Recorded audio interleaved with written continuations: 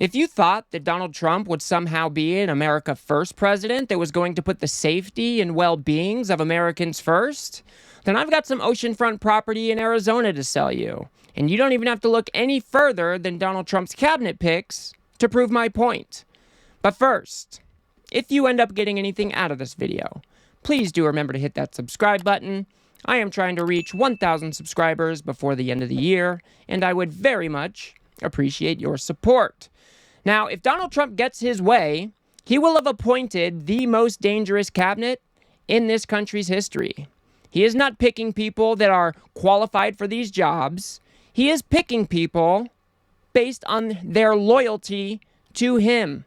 That is why we are seeing people like Pete Hegseth, who is completely unqualified, but he is given the position of Secretary of Defense. We have people like RFK Jr., who doesn't believe in science or vaccines, but somehow he's supposed to be running our Health and Human Services Department. And then we have people like Tulsi Gabbard, who's supposed to be running our intelligence agencies. But how does that make any sense when people like Tulsi Gabbard seem more aligned with people like Putin than she does the American people? I mean, just look at her here, parroting Russian talking points about the Nord Stream pipeline. Pro-Ukrainian group that has the military prowess to blow up one of the world's most important pipelines, but the Biden administration had nothing to do with it? Is that the new lie that they're telling us? Apparently so. It is so obvious at this point, Tucker, that the United States and NATO are responsible for this act of sabotage and act of war, attacking and destroying this Nord Stream pipeline. This is just some un-American bullshit. There is no proof that NATO or the United States blew up this Nord Stream pipeline. This is a Russian talking point. But instead of backing up her nation that she is supposed to be protecting, she's going along with Russia. And this is the person that we're supposed to trust with our American secrets? This does not make any sense. Donald Trump is appointing people that will make this country less safe. He is not looking out for you or me. He is looking out for Donald Trump. Tulsi Gabbard even went on to spread the whole Biolabs conspiracy that was directly from the Kremlin. There are 25 to 30 U.S.-funded biolabs in Ukraine. According to the U.S. government, these biolabs are conducting research on dangerous pathogens. Ukraine is in an active war zone with widespread bombing, artillery, and shelling, and these facilities, even in the best of circumstances, could easily be compromised and release these deadly pathogens. Instead of trying to cover this up, the Biden-Harris administration needs to work with Russia, Ukraine, NATO, the UN to immediately implement a ceasefire for all military action in the vicinity of these labs until they're secured and these pathogens are destroyed. Again, these were talking points directly from the Kremlin. Tulsi Gabbard is more interested in placing blame on the United States rather than confront the fact that this is Russian propaganda meant to stir up controversy in the United States and in Ukraine. Again, these are un-American positions to take, and she should know better. She has served in Congress. She should know better. That is why these picks are beyond frustrating, because somebody who is supposed to run our intelligence agencies should not be more in alignment with Russia than she is the United States. How am I supposed to trust that somebody like Tulsi Gabbard has my best interest at heart or the rest of America's interest at heart? And it's not like Russia hasn't taken notice. They are basically praising her on Russian state TV. New reporting uncovers how she has become a favorite among the state media of one of America's adversaries, Russia.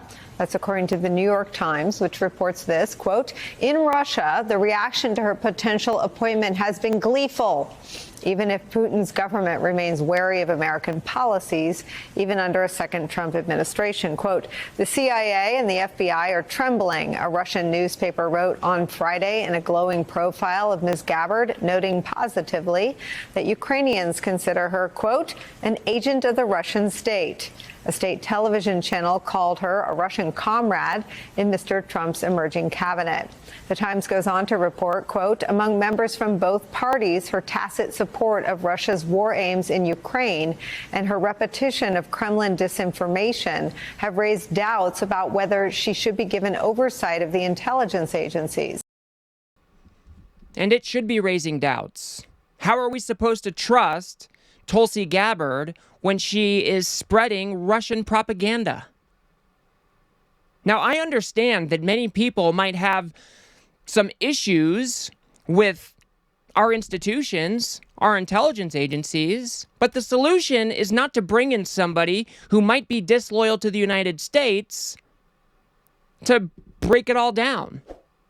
Unless you guys are willing to confront the fact that the United States will be put at risk because people like Tulsi Gabbard are the ones setting the intelligence agenda for the President of the United States. I don't think people have really put any thought into how dangerous this appointment could actually be. And Abigail Spanberger, somebody who served in the CIA, does a really good job of bringing some context to what a pick like this would actually mean. And just to give an example of why I say that, the United States provided intelligence to Ukraine before the Russian invasion, intelligence that said that we knew that Russia intended to invade. That information came from somewhere. That information came from something that I'm a former CIA officer, we called sources and methods, right? And the sources and methods, the ways that the United States gains information is through technologies that we keep secret, through relationships with people who risk their lives to ensure that the United States has good information. And so the idea that someone who has aligned herself with and defended Vladimir Putin could potentially have information related to the sources and methods of how it is that we knew that Russia was going to invade Ukraine, as just one singular example, I think helps illuminate why this is so extraordinarily dangerous. And it's not just the information that we collect. It's not just the sources and methods utilized by the intelligence community working on behalf of the United States, our brave men and women who are doing good work.